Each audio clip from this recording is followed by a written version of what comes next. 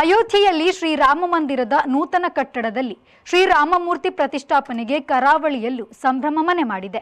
ದೇವಾಲಯದಲ್ಲಿ ವಿಶೇಷ ಪೂಜೆ, ಭಜನೆ ಕೀರ್ತನೆ ಮೂಲಕ ಭಕ್ತರು ರಾಮನ ಪಟ್ಟಾಭಿಷೇಕವನ್ನು ಕಣ್ತುಂಬಿಕೊಂಡರು. ಕೋಟಿ ಕಂಗಳ ಕನಸು, ಜಗತ್ತಿನಾದ್ಯಂತ ಭಕ್ತರ ನಿರೀಕ್ಷೆಯಂತೆ ಅಯೋಧ್ಯಾಪುರಿಯಲ್ಲಿ ಬಾಲರಾಮನ ಪ್ರಾಣ ಪ್ರತಿಷ್ಠಾಪನೆಯಾಗಿದೆ. ಪ್ರಧಾನಿ ನರೇಂದ್ರ ಮೋದಿ, ಆರ್ಎಸ್ಎಸ್ ಮುಖ್ಯಸ್ಥ ಮೋಹನ್ ಭಾಗವತ್, ಉತ್ತರ ಪ್ರದೇಶ ಸಿಎಂ ಯೋಗಿ ಆದಿತ್ಯನಾಥ್ ನೇತೃತ್ವದಲ್ಲಿ ಪ್ರಾಣ ಪ್ರತಿಷ್ಠೆ ಕಾರ್ಯ ವಿಧಿಬದ್ಧವಾಗಿ ನೆರವೇರಿದೆ. ಕೌಸಲ್ಯ ಜನ್ಮಿತ ದಶರಥ ಪೋಷಿತ ಲಕ್ಷ್ಮಣ ಪ್ರೇಮಂ ಜಾನಕಿ ವಲ್ಲಭ ರಾಮನಾಮಂ ರಾಮನಾಮಂ ರಾಮನಾಮಂ ಜೀವನಾಮಂ.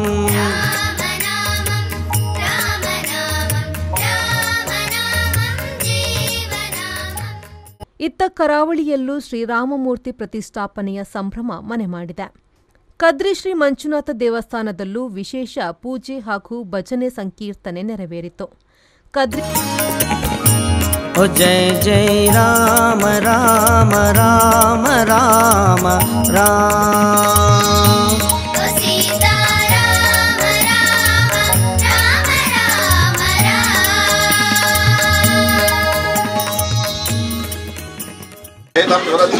हैमे महामण्डपे मध्ये पुष्पकमासने मणिमये वीरासने सुस्थितम्.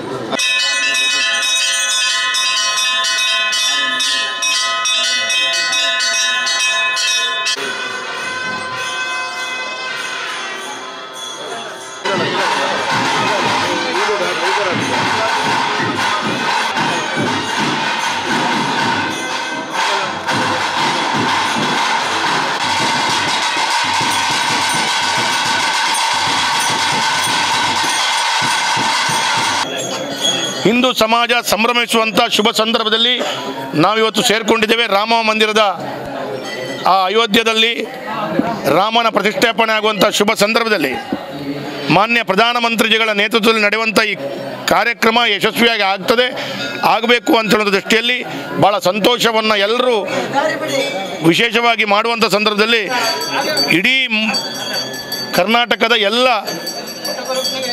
ಮಂದಿರಗಳಲ್ಲಿ, ಗುಡಿಗೋಪುರಗಳಲ್ಲಿ, ದೇವಸ್ಥಾನಗಳಲ್ಲಿ ಪೂಜೆಗಳು ನಡೆಯುವಂಥ ಕಾರ್ಯಗಳು ಆಗ್ತಾ ಇದೆ. ಕದ್ರಿ ಮಂಜುನಾಥನ ಕ್ಷೇತ್ರದಲ್ಲಿ ಕೂಡ ಈ ಪೂಜೆ ನಡೆದಿದೆ. ಭಾಳ ಯಶಸ್ವಿಯಾಗಿ ಪೂಜೆ ನಡೆಸಿ ಅವತ್ತು ನ್ಯಾಯಾಲಯದಲ್ಲಿ ತೀರ್ಪು ಬರಲಿಕ್ಕೆ ಬಾಕಿ ಇರುವಂಥ ಸಂದರ್ಭದಲ್ಲಿ ನಾನು ವಿಶೇಷವಾದ ಒಂದು ಸಂಕಲ್ಪ ಮಾಡಿಕೊಂಡಿದ್ದೆ. ಒಂದು ರಾಮ ಮಂದಿರ ಅಯೋಧ್ಯೆಯಲ್ಲಿ ನಿರ್ಮಾಣ ಆಗಬೇಕು. ನಿರ್ಮಾಣ ಆಗುವಂಥ ಒಂದು ಸಂತೋಷದ ಸಂದರ್ಭದಲ್ಲಿ ನಾನು ಮುಖ್ಯ ಪ್ರಾಣ ದೇವಸ್ಥಾನ ಬಜಲಿಕೇರಿಯಲ್ಲಿ ಉರುಳು ಸೇವೆ ಮಾಡ್ತೇನೆ ಅಂತ ಹೇಳೋದನ್ನು ನಾನು ಸಂಕಲ್ಪ ಮಾಡಿಕೊಂಡಿದ್ದೆ. ಇವತ್ತು ಬೆಳಿಗ್ಗೆ 8:30 ಗಂಟೆಗೆ ನಮ್ಮ ಭಾರತೀಯ ಜನತಾ ಪಾರ್ಟಿಯ ಮಂಗಳೂರಿನ ಅಧ್ಯಕ್ಷರಾದ ವಿಜಯ್ ಕುಮಾರ್ ಅವರು, ಮಾನ್ಯ ಮೇಯರ್ ಆಗಿರುವಂಥ ಸುಧೀರ್ ಶೆಟ್ಟಿ ಅವರು, ಹಿರಿಯರಾಗಿರುವಂಥ ನಿತಿನ್ ಕುಮಾರ್ ಅವರು, ಸ್ಥಳೀಯ ಮಹಾನಗರ ಪಾಲಿಕೆ ಸದಸ್ಯರಾದ ಪೂರ್ಣಿಮಾ ಅವರು, ಅದೇ ರೀತಿ ಪಕ್ಷದ ರಮೇಶ್ ಹೆಗಡೆ ಇರ್ಬೋದು, ಹೀಗೆ ಎಲ್ಲ ಪ್ರಮುಖರ ನೇತೃತ್ವದಲ್ಲಿ ನಾನು ಅಲ್ಲಿ ಉರುಳು ಸೇವೆಯನ್ನು ಸಮರ್ಪಿಸಿ ಏನು ದೇವರ ಹತ್ರ ಸಂಕಲ್ಪವನ್ನು ಮಾಡಿದೆ ಆ ಸಂಕಲ್ಪವನ್ನು ಈಡೇರಿಸುವಂಥ ಕೆಲಸ ಕಾರ್ಯಗಳು ಮಾಡಿದೆ. ಹಾಗಾಗಿ ಹಬ್ಬದ ವಾತಾವರಣದ ಈ ಶುಭ ಸಂದರ್ಭದಲ್ಲಿ ಉರುಳು ಸೇವೆ ಮಾಡುವಂಥ ಭಾಗ್ಯ ಸಿಕ್ಕಿದ್ದು ನಮಗೆಲ್ಲರಿಗೂ ಪುಣ್ಯ. ನನಗೆ ಉರುಳು ಸೇವೆ ಮಾಡುವಂಥ ಭಾಗ್ಯ ಅಂತ ಹೇಳಿದ್ರೆ ರಾಮ ಮಂದಿರ ಆದದ್ದು ನಮ್ಮೆಲ್ಲರ ಜೀವಿತಾವಧಿಯಲ್ಲಿ ನಮಗೆ ಸಿಕ್ಕಿದ ಪುಣ್ಯ ಭಾಗ್ಯ ಅಂತ ಹೇಳುವಂಥದ್ದು ಹೇಳ್ತಾ ಈ ಕಾರ್ಯ ಯಶಸ್ವಿಯಾಗಿ ಆಗಬೇಕು ಅಂತ ಹೇಳೋ ದೃಷ್ಟಿಯಲ್ಲಿ ದೇವದೇವರ ಹತ್ರ ಪ್ರಾರ್ಥನೆಯನ್ನು ಮಾಡ್ತೀನಿ. ಕದ್ರಿ ರಾಜಾಂಗಣದಲ್ಲಿ ಎಲ್ಇಡಿ ಪರದೆಯ ಮೂಲಕ ವಿಶೇಷ ನೇರ ಪ್ರಸಾರ ಹಾಗೂ ಭಜನೆ ಸಂಕೀರ್ತನೆ ನಡೆಯಿತು. ಈ ವೇಳೆ ಶಾಸಕ ಡಿ ವೇದವ್ಯಾಸ್ ಕಾಮತ್, ಮೇಯರ್ ಸುಧೀರ್ ಶೆಟ್ಟಿ ಕಣ್ಣೂರು, ವಿಶ್ವ ಹಿಂದೂ ಪರಿಷತ್ನ ಪ್ರಾಂತ ಸಹ ಕಾರ್ಯದರ್ಶಿ ಶರಣ್ ಪಂಪ್ವೆಲ್, ಕದ್ರಿ ದೇವಸ್ಥಾನದ ವ್ಯವಸ್ಥಾಪನಾ ಸಮಿತಿಯ ಅಧ್ಯಕ್ಷ ಎಜೆ ಶೆಟ್ಟಿ, ಪಾಲಿಕೆಯ ಸದಸ್ಯ ಕದ್ರಿ ಮನೋಹರ್ ಶೆಟ್ಟಿ ಸೇರಿದಂತೆ ವಿಎಚ್ಪಿ, ಬಜರಂಗದಳ, ಬಿಜೆಪಿ ಸಹಿತ ವಿವಿಧ ಸಂಘಗಳ ಪ್ರಮುಖರು, ಪದಾಧಿಕಾರಿಗಳು, ಕಾರ್ಯಕರ್ತರು ಪಾಲ್ಗೊಂಡಿದ್ದರು. ದಿನ ಜಗತ್ತಿನ ಎಲ್ಲ ಹಿಂದೂಗಳು ಸಂಭ್ರಮ ಸಡಗರದಿಂದ ಆಚರಿಸುವಂಥ ದಿನ. ಅದು ಜನವರಿ 22ನೇ ತಾರೀಕು 2024 ಇವತ್ತಿನ ದಿನ ಸೋಮವಾರ. 496 ವರ್ಷಗಳ ಕಾಲ ದೀರ್ಘ ಕಾಲದ ಹೋರಾಟದ ನಂತರ ಅಯೋಧ್ಯೆಯ ಪಾವನ ಭೂಮಿಯಲ್ಲಿ ಇವತ್ತು ಶ್ರೀರಾಮ ಮಂದಿರದ ಉದ್ಘಾಟನೆ, ಶ್ರೀರಾಮ ದೇವರ ಪ್ರಾಣ ಪ್ರತಿಷ್ಠಾಪನೆಯ ಕಾರ್ಯಕ್ರಮ ಇನ್ನೇನು ಕೆಲವೇ ಕ್ಷಣಗಳಲ್ಲಿ ಪ್ರಾರಂಭವಾಗಲಿದೆ. ಈ ಐತಿಹಾಸಿಕ ಕ್ಷಣವನ್ನು ಕಣ್ತುಂಬ ನೋಡಲಿಕ್ಕೋಸ್ಕರ ಜಗತ್ತಿನ ಹಿಂದೂ ಸಮಾಜ ಇವತ್ತು ಕಾಯ್ತಾ ಇದೆ. ಸಾವಿರಾರು ವರ್ಷಗಳ ಹಿಂದೆ ಅಯೋಧ್ಯೆಯಲ್ಲಿ ತಂದೆಯ ನೆನಪಿಗೋಸ್ಕರ ರಾಮ ಮಂದಿರವನ್ನು ಕಟ್ಟಿದ್ರು. ಸುಮಾರು 2000 ವರ್ಷಗಳ ಹಿಂದೆ ರಾಜ ವಿಕ್ರಮಾದಿತ್ಯ ಅಯೋಧ್ಯೆಯ ರಾಮ ಮಂದಿರವನ್ನು ಇನ್ನಷ್ಟು ಸುಂದರವಾಗಿ, ಇನ್ನಷ್ಟು ಭವ್ಯವಾಗಿ ಜೀರ್ಣೋದ್ಧಾರ ಮಾಡಿದ್ರು. ಕೇವಲ ಭಾರತ ಮಾತ್ರ ಅಲ್ಲ, ಜಗತ್ತಿನಾದ್ಯಂತ ಎಲ್ಲ ಜನ ಅಯೋಧ್ಯೆಗೆ ಬಂದು ಶ್ರೀರಾಮನ ದರ್ಶನವನ್ನು ಪಡೆದು ಬಹಳ ಸಂತುಷ್ಟರಾಗ್ತಾ ಇದ್ರು.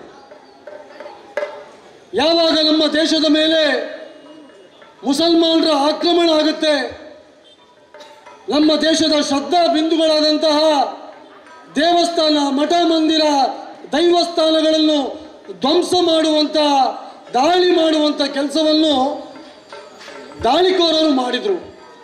ಅದರ ಪರಿಣಾಮವಾಗಿ 1528ರಲ್ಲಿ ರಾಮ ಮಂದಿರವನ್ನು ಕೆಡವಿ ಅಲ್ಲಿ ಬಾಬರ್ನ ಮಸೀದಿಯನ್ನು ಕಟ್ಟಲಾಯಿತು. 1528ರಿಂದ ಮೊನ್ನೆ ತನಕ ಅಯೋಧ್ಯೆಯ ರಾಮ ಮಂದಿರಕ್ಕೋಸ್ಕರ 76 ಸಲ ನಾವು ಯುದ್ಧವನ್ನು ಮಾಡಿದ್ವಿ. ಬಾಬರ್ನ ವಿರುದ್ಧ 4 ಸಲ, ಹುಮಾಯೂನ್ನ ವಿರುದ್ಧ 10 ಸಲ, ಔರಂಗಜೇಬನ ವಿರುದ್ಧ 30 ಸಲ, ಅಕ್ಬರ್ನ ವಿರುದ್ಧ 20 ಸಲ. ಈ ರೀತಿ ಅವರ ಪ್ರತಿಯೊಂದು ಸೈನ್ಯದೊಂದಿಗೆ ಅಯೋಧ್ಯೆಯ ರಾಮ ಮಂದಿರಕ್ಕೋಸ್ಕರ ನಮ್ಮ ಹಿಂದೂಗಳು, ನಮ್ಮ ಪೂರ್ವಜರು ಪ್ರಾಣವನ್ನು ಅರ್ಪಣೆ ಮಾಡಿದರು. ಅವರೆಲ್ಲರ ಪ್ರಾಣ ತ್ಯಾಗದ ಪರಿಣಾಮವಾಗಿ ಇವತ್ತು ಅಯೋಧ್ಯೆಯಲ್ಲಿ ಭವ್ಯವಾದಂಥ ಮಂದಿರ ಇವತ್ತು ಲೋಕಾರ್ಪಣೆಗೊಳ್ಳಲಿದೆ. ಈ ಸಂದರ್ಭದಲ್ಲಿ ಜಗತ್ತು ಈ ದಿನವನ್ನು ಬಹಳ ಸಂಭ್ರಮದಿಂದ ಆಚರಣೆ ಮಾಡಬೇಕೆಂಬ ಕಾರಣಕ್ಕೋಸ್ಕರ ರಾಮ ಜನ್ಮಭೂಮಿ ತೀರ್ಥಕ್ಷೇತ್ರ ಟ್ರಸ್ಟ್ ಏನಿದೆ ಅದು ಇವತ್ತು ನಮ್ಮ ದೇಶದ ಎಲ್ಲ ದೇವಸ್ಥಾನಗಳಲ್ಲಿ ಶ್ರೀರಾಮ ದೇವರ ಪೂಜೆ, ಹವನ, ಭಜನೆ, ಸಂಕೀರ್ತನ, ಹೋಮ, ತಪ, ಜಪ ಎಲ್ಲವನ್ನು ಮಾಡಿಕೊಂಡು ಅಯೋಧ್ಯೆಯಲ್ಲಿ ನಡೆಯುವಂತಹ ಕಾರ್ಯಕ್ರಮದ ನೇರ ಪ್ರಸಾರದ ವ್ಯವಸ್ಥೆಯನ್ನು ಜನರಿಗೆ ಮಾಡಬೇಕೆಂಬ ಹಿನ್ನೆಲೆಯಲ್ಲಿ ಇವತ್ತು ಎಲ್ಲ ಜಿಲ್ಲೆಗಳಲ್ಲಿ, ಎಲ್ಲ ಹಳ್ಳಿಗಳಲ್ಲಿ ಕಾರ್ಯಕ್ರಮ ಆಗ್ತಾ ಇದೆ.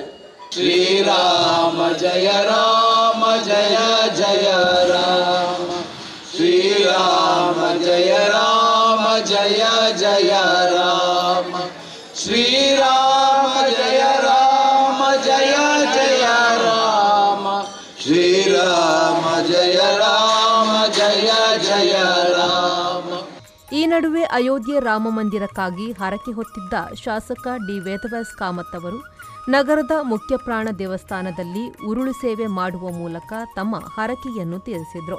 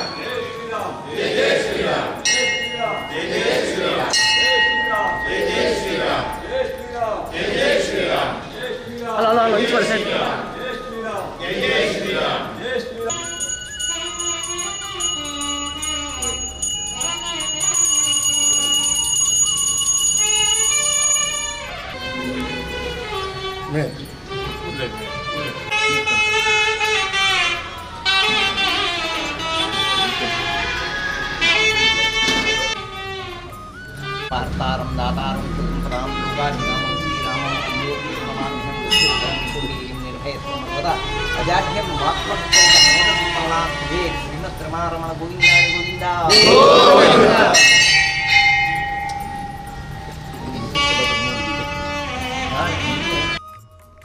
ಕಾವೂರಿನ ಮೈಸೂರಿನ ಶ್ರೀ ಮಹಾಲಿಂಗೇಶ್ವರ ದೇವಸ್ಥಾನದಲ್ಲಿ ವಿಶೇಷ ನೇರ ಪ್ರಸಾರ ಹಾಗೂ ಅಯೋಧ್ಯೆ ಕರಸೇವಕರನ್ನು ಸನ್ಮಾನಿಸಿ ಗುರುತಿಸುವ ಮೂಲಕ ಭಾವನಾತ್ಮಕ ಕಾರ್ಯಕ್ರಮಕ್ಕೆ ಸಾಕ್ಷಿಯಾಯಿತು. ಶಾಸಕರಾದ ಡಾಕ್ಟರ್ ಭರತ್ ಶೆಟ್ಟಿ, ಆರ್ಎಸ್ಎಸ್ ಪ್ರಮುಖರಾದ ಪಿಎಸ್ ಪ್ರಕಾಶ್ ಭಾಗವಹಿಸಿ ಕರಸೇವಕರನ್ನು ಸನ್ಮಾನಿಸಿದರು. ಇದೇ ಸಂದರ್ಭದಲ್ಲಿ ಭಜನೆ ನಡೆಯಿತು. ಶಾಸಕ ಡಾಕ್ಟರ್ ಭರತ್ ಶೆಟ್ಟಿ ಕೂಡ ಭಜನಾ ಕಾರ್ಯಕ್ರಮದಲ್ಲಿ ಪಾಲ್ಗೊಂಡಿದ್ದರು. ಈ ಸಂದರ್ಭದಲ್ಲಿ ಆರ್ಎಸ್ಎಸ್, ವಿಎಚ್ಪಿ, ಬಜರಂಗದಳ, ಬಿಜೆಪಿ ಸಹಿತ ವಿವಿಧ ಸಂಘಗಳ ಪ್ರಮುಖರು, ಪದಾಧಿಕಾರಿಗಳು, ಕಾರ್ಯಕರ್ತರು ಭಾಗವಹಿಸಿದರು.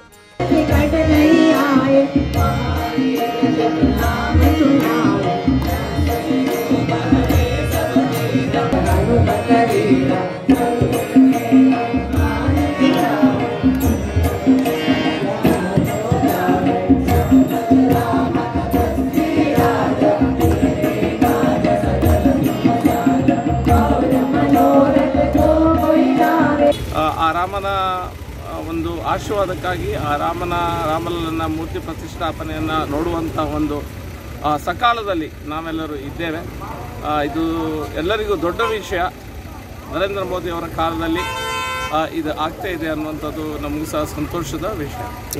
ನಾವು ಈ ಕಾರ್ಯಕ್ರಮಗಳಲ್ಲಿ ಎಲ್ಲ ದೇವಸ್ಥಾನಗಳಲ್ಲಿ ಕರಸೇವಕರು ಯಾರೆಲ್ಲ ಇದ್ದಾರೆ, ನಮ್ಮ ಗ್ರಾಮಗಳಲ್ಲಿ, ನಮ್ಮ ಊರಲ್ಲಿ ಕರಸೇವಕರು ಯಾರೆಲ್ಲ ಇದ್ದಾರೆ ಅವರನ್ನೆಲ್ಲ ಇವತ್ತು ಕರೆದು ಅವರನ್ನು ಸನ್ಮಾನ ಮಾಡುವಂಥ, ಅವರ ಆಶೀರ್ವಾದ ತೆಗೆದುಕೊಳ್ಳುವಂಥ ಕೆಲಸ ಒಂದು ವಿಷಯ ಎಲ್ಲ ದೇವಸ್ಥಾನಗಳಲ್ಲಿ ಆಗ್ತಾಯಿದೆ. ಇದು ಮುಖ್ಯ ಯಾಕೆ ಅಂತ ಹೇಳಿದ್ರೆ, ಈ ಒಂದು ರಾಮಲಲ್ಲನ ಅಯೋಧ್ಯೆಯಲ್ಲಿ ಏನು ರಾಮ ಮಂದಿರ ಕಟ್ತಾ ಇದ್ದಾರೆ ಅದರ ಕಾರಣ ಈ ಎಲ್ಲ ನಮ್ಮ ಕಾರ್ಯಕರ್ತರು, ಆಗ ಯಾರು ಕರಸೇವಕರು ಅಯೋಧ್ಯೆಗೆ ಹೋಗಿದ್ರು, ಎಷ್ಟೋ ಜನ ತಮ್ಮ ಪ್ರಾಣವನ್ನು ತೆತ್ತಿದ್ದಾರೆ.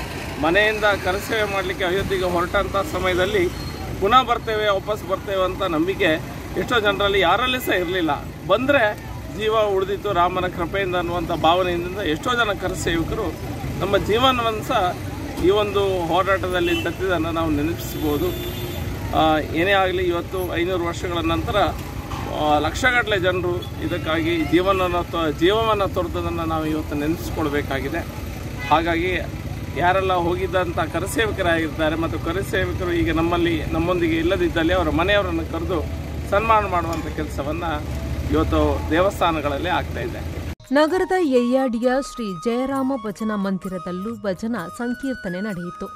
ಈ ವೇಳೆ ಗೌರವಾಧ್ಯಕ್ಷ ಪಿ ಧೂಮಪ್ಪ ಮೇಸ್ತ್ರಿ ದಂಡಕೇರಿ, ಅಧ್ಯಕ್ಷರಾದ ದಾಮೋದರ ದಂಡಕೇರಿ, ಕಾರ್ಯದರ್ಶಿ ಮಂಜಪ್ಪ ಶೆಟ್ಟಿಗಾರ್, ಮನೋಹರ ದಂಡಕೇರಿ ಸೇರಿದಂತೆ ನೂರಾರು ಮಂದಿ ಭಜನಾ ಕಾರ್ಯಕ್ರಮದಲ್ಲಿ ಪಾಲ್ಗೊಳ್ಳುವ ಮೂಲಕ ಶ್ರೀರಾಮನ ಕೃಪೆಗೆ ಪಾತ್ರರಾದರು. ಕೌಸಲ್ಯ ಜನ್ಮಿತ ದಶರಥ ಪೋಷಿತ ಲಕ್ಷ್ಮಣ ಪ್ರೇಮಂ ಜಾನಕಿ ವಲ್ಲಭ ರಾಮನಾಮಂ ರಾಮನಾಮಂ ರಾಮನಾಮಂ ಜೀವನಾಮಂ. ಭಾರತದ ಇತಿಹಾಸದಲ್ಲಿ ಅತ್ಯಂತ ಶ್ರೇಷ್ಠವಾದ ದಿನ. ಶ್ರೀರಾಮನ ವಿಗ್ರಹದ ಪ್ರತಿಷ್ಠಾಪನೆ ಅಯೋಧ್ಯೆಯಲ್ಲಿ ಬಹಳಷ್ಟು ವರ್ಷಗಳ ನಿರೀಕ್ಷೆ ಏನಿತ್ತು, ಅದು ದೇವರ ಅನುಗ್ರಹದಿಂದ ಈ ದಿನ ಸಾಕಾರಗೊಂಡಿದೆ. ಅದರ ಪ್ರತೀಕವಾಗಿ ದೇಶದಾದ್ಯಂತ ಬಹಳಷ್ಟು ದೊಡ್ಡ ಆಚರಣೆಗಳು ನಡೀತಾ ಇವೆ. ನಾವು ಕೂಡ ನಮ್ಮ ಶ್ರೀ ಜಯರಾಮ ಭಜನಾ ಮಂದಿರ ಯಯ್ಯಾಡಿ ಇಲ್ಲಿ ಈ ವಿಶೇಷ ದಿನವನ್ನು ಆಚರಿಸಬೇಕಂತೇಳಿ ನಮ್ಮ ಎಲ್ಲ ಸಮಿತಿಯ ತೀರ್ಮಾನದೊಂದಿಗೆ ಈ ಕಾರ್ಯಕ್ರಮವನ್ನು ಆಯೋಜಿಸಿದ್ದೇವೆ. ನಮ್ಮ ಈ ಸಂಸ್ಥೆಗೆ 75 ವರ್ಷಗಳಿಂದ ಯಾರೆಲ್ಲ ಸೇವೆ ನೀಡಿದ್ದಾರೆ ಅವರನ್ನು ಕೂಡ ಎಲ್ಲರನ್ನ ನೆನೆಸಿಕೊಳ್ಳುತ್ತಾ, ನಮ್ಮ ಮಂದಿರ ಏನಂತ ಹೇಳಿದರೆ ಕೇವಲ ಧಾರ್ಮಿಕ ಕಾರ್ಯಕ್ರಮ ಮಾತ್ರ ಇಲ್ಲಿ ನಡೀತಾ ಇಲ್ಲ. ವಾರ್ಷಿಕವಾಗಿ ಲಕ್ಷಕ್ಕೂ ಮಿಕ್ಕಿದಂಥ ಹಣದಲ್ಲಿ ಸಾಮಾಜಿಕ ಸೇವೆಯನ್ನು ಮಾಡ್ತಾ ಇದ್ದೇವೆ. ಅಂದಾಜು 40 ವರ್ಷಗಳಿಂದ ಶ್ರೀರಾಮಾಶ್ರಮ ಶಾಲಾ ಮಕ್ಕಳಿಗೆ ಉಡುಪನ್ನು ನೀಡುವಂಥ ಕಾರ್ಯಕ್ರಮಗಳು, ಅದೇ ರೀತಿ ಪ್ರತಿ ಶನಿವಾರದಂದು 2 ಗಂಟೆ ಭಜನೆ ಕಾರ್ಯಕ್ರಮ ಎಲ್ಲ ನಡೀತಾ ಇದೆ. ಅದರ ಪ್ರವಚನ, ಇತಿಹಾಸದಲ್ಲಿ ಎಲ್ಲೂ ನಡೆದೇ ಇರತಕ್ಕಂಥ ಪ್ರವಚನ ಕಾರ್ಯಕ್ರಮ 70 ವರ್ಷಗಳಿಂದ ನಮ್ಮ ಪ್ರತಿ ಭಾನುವಾರ ಸಂಜೆ 3ರಿಂದ 6ರವರೆಗೆ ನಡೀತಾ ಇದೆ. ಇದು ಕೂಡ ವಿಶೇಷತೆ. 70 ವರ್ಷಗಳಿಂದ ಇದು ನಡೆಯುವಂಥದ್ದು ಇತಿಹಾಸ. ಅದೇ ರೀತಿ ಈ ವರ್ಷ ರಾಮನ ಪಟ್ಟಾಭಿಷೇಕದ ಕತೆ ಕೂಡ ಬರಲಿಕ್ಕಿದೆ. ಈ ಹಿಂದೆ ವಿಶೇಷತೆ ಅಂತ ಹೇಳಿದರೆ ಪ್ರವಚನದ ಸಂದರ್ಭದಲ್ಲಿ ರಾಮನ ಬಗ್ಗೆ ಪಟ್ಟಾಭಿಷೇಕದ ದಿನ, ಅದೇ ರೀತಿ ಸೀತಾಮಾತೆಯ ವಿವಾಹದ ದಿನ, ಆ ಎಲ್ಲ ಸಂದರ್ಭಗಳಲ್ಲೂ ಕೂಡ ಒಂದು ರೀತಿಯಾದಂಥ ವಿಶೇಷವಾದ ವಾತಾವರಣ ಇಲ್ಲಿ ಬರ್ತಾ ಇತ್ತು. ಈ ನಡುವೆ ಮಂಗಳೂರು ಸೇರಿದಂತೆ ವಿವಿಧ ಕಡೆಗಳಲ್ಲಿ ಯಾವುದೇ ಅಹಿತಕರ ಘಟನೆ ನಡೆಯದಂತೆ ಹೆಚ್ಚಿನ ಪೊಲೀಸ್ ಬಂದೋಬಸ್ತ್ ಕ್ರಮ ಕೈಗೊಳ್ಳಲಾಗಿತ್ತು. ಒಟ್ಟಾರೆ ಅಯೋಧ್ಯೆ ರಾಮಮಂದಿರದಲ್ಲಿ ಶ್ರೀ ರಾಮಲಲ್ಲನ ಪ್ರಾಣ ಪ್ರತಿಷ್ಠೆ ಸಮಾರಂಭ ಯಶಸ್ವಿಯಾಗಿ ನೆರವೇರಿದೆ. ಕೋಟ್ಯಂತರ ಭಕ್ತಾದಿಗಳು ಕಾತುರದಿಂದ ಕಾಯುತ್ತಿದ್ದ ಶತಮಾನಗಳ ಕನಸು ಇಂದು ನನಸಾಗಿದೆ. ನಾಗೇಶ್ ಕಾವೂರು, ವಿ4 ನ್ಯೂಸ್, ಮಂಗಳೂರು.